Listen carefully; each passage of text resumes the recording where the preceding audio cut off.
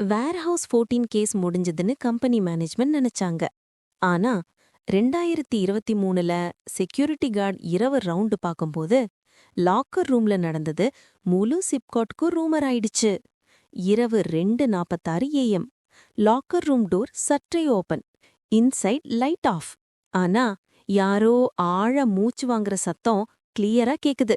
Card torch போட்டு ஒளி போட்டார். எல்லா லாக்கர்ஸையும் க்ளோஸ்ட்.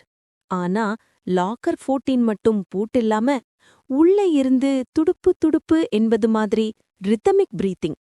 அவர் பயந்து டோர் ஃபுல் ஓபன் பண்ணினாரு. உள்ள எதுவும் இல்ல. ஆனா லாக்கர் வால்ல 10 ஃபிங்கர்நெயில் ஸ்கிராட்ச் மார்க்ஸ்.